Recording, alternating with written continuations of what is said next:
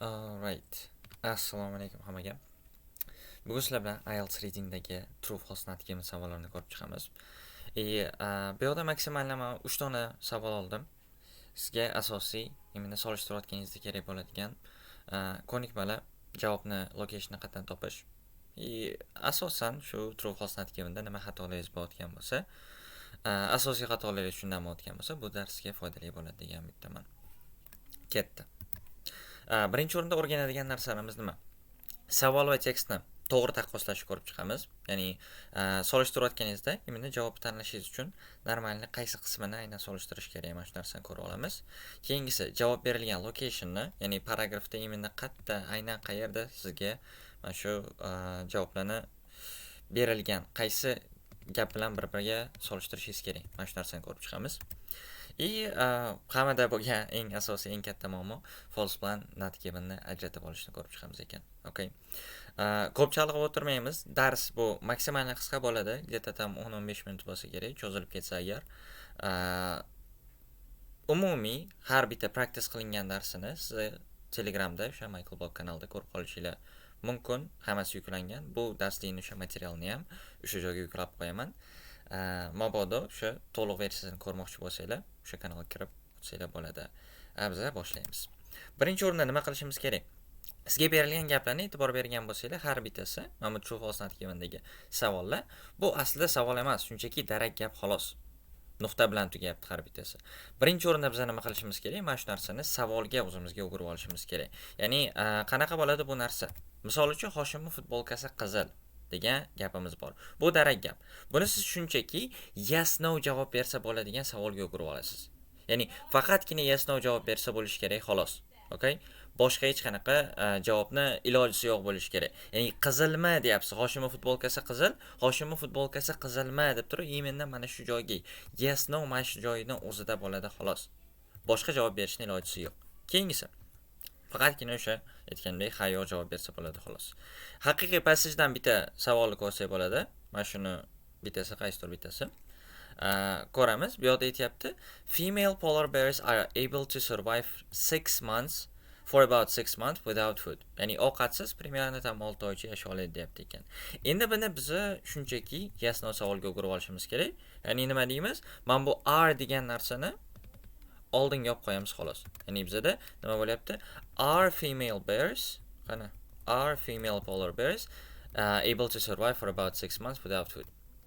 Bunaqa qilishimizdan maqsad shunchaki yes no savolga o'girib olish. Buni nimagaligini ham sizga hozir ko'rsatib o'taman. Nimaga aynan savolga o'girib olganimizni.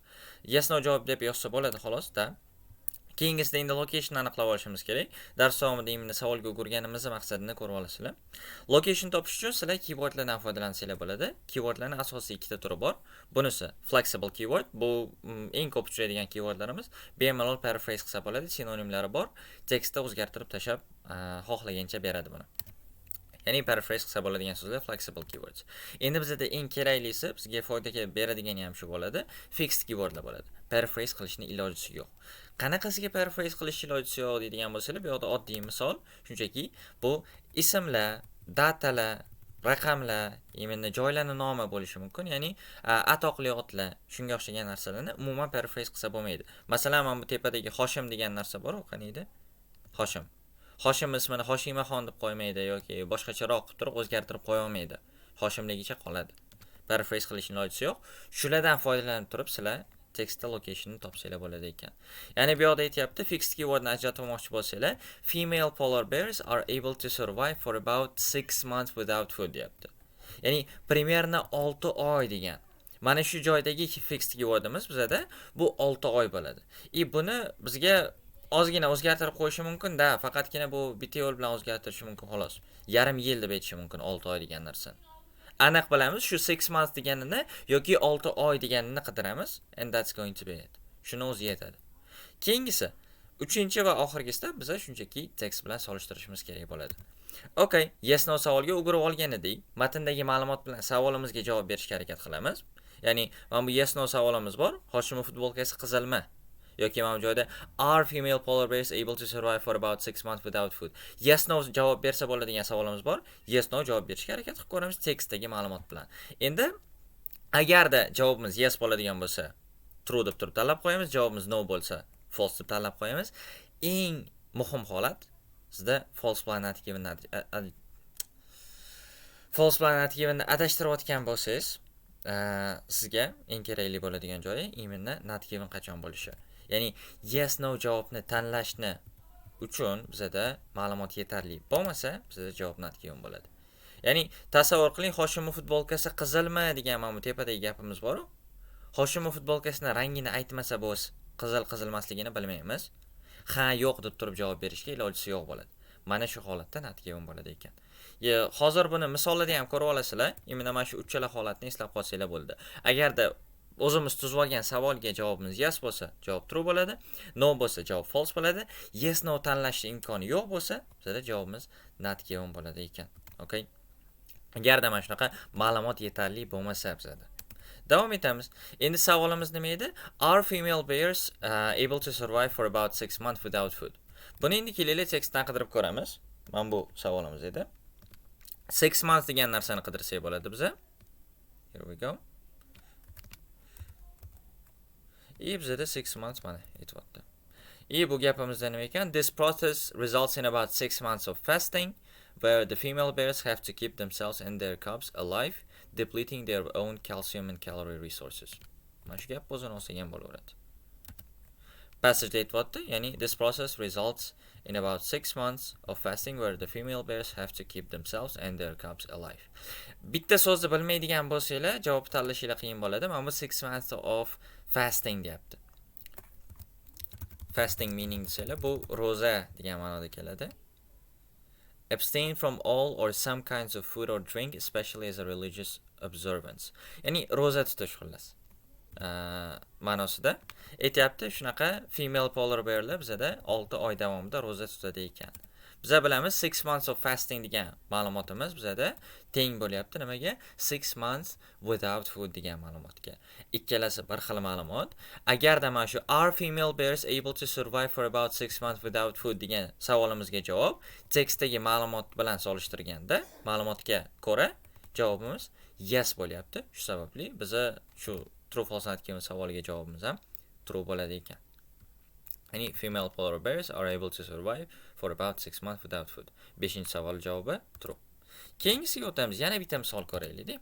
It was found that the bones of female polar bears were very weak when they came out of the dens in spring. Tilim aylanmay qolyapti, nimaga bilmadim. Aytyapti, mana shu female polar bearlarni suyaklari ancha weak bo'lgan, ancha zaif bo'lgan deyapti ekan. Ya'ni faqatgina yes no javob bersa bo'ladigan savolga o'girib olamiz ekan. O'sha javob faqatgina yes no bo'lishi kerak, xolos. Boshqa javob ilojisi yo'q bo'lishi kerak. Savolimiz nima bo'ladi shunda? Were the bones of female polar bears very weak when they came out of their dens in spring? Shu chiqqanda, anaqadan berlogasidan chiqqanda suyaklari zaif bo'lganmi yo'qmi? Endi bu yoqda fixed keywordimiz fixed keywordimiz kerak emas, yana bitta qoidani ham sizlarga aytib o'taman. Bu 5-savolimizda. 5-savolimiz javobini biz qayerdan topdik?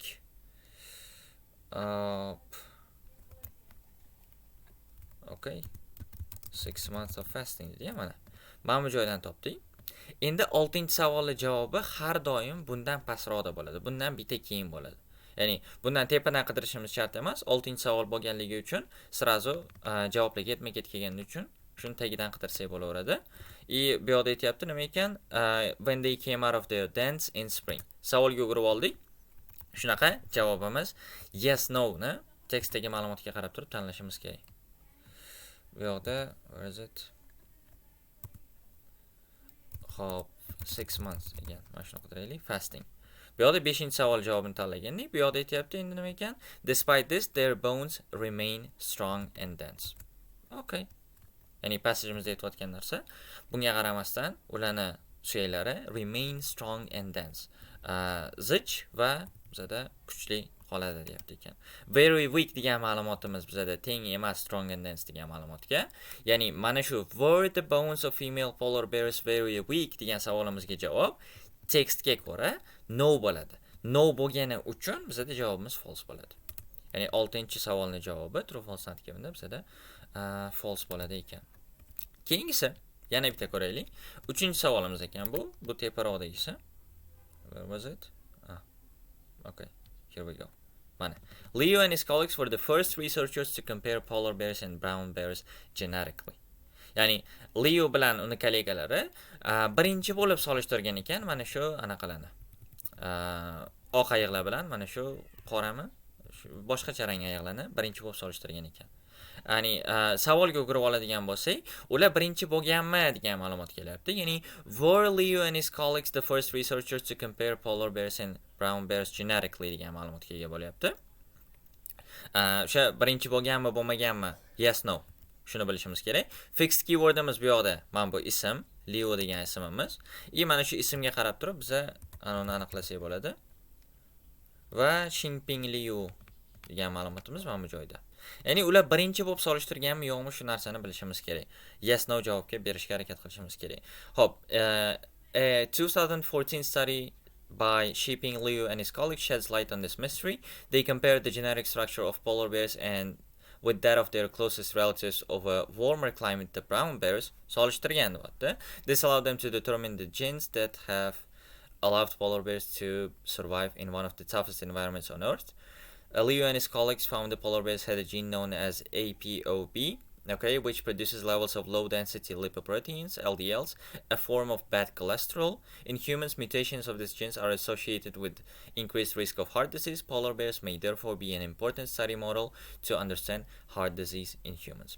Ya'ni bizda savolda so'raganda ular birinchi bo'lganmi yo'qmi bilishimiz kerak edi. Mana bu butun paragrafda mana shu bir-biriga solishtirgan, mana shu study haqida gapiryapti.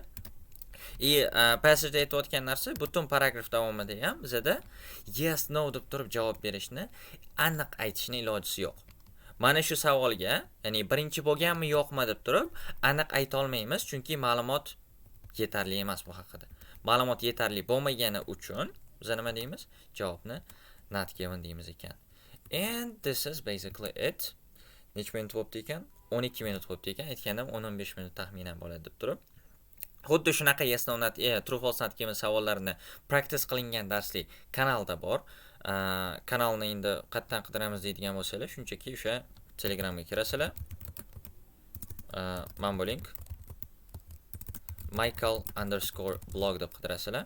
Mana shu joyda bizda to'liq ma'lumot, to'liq darslik где-то примерно 1,5 soatcha mana shu faqatgina true false not given savollarini practice qilingan darslik bor. Kiringlar, ko'ringlar, maza qilinglar. Charchamanglar, gaplashamiz.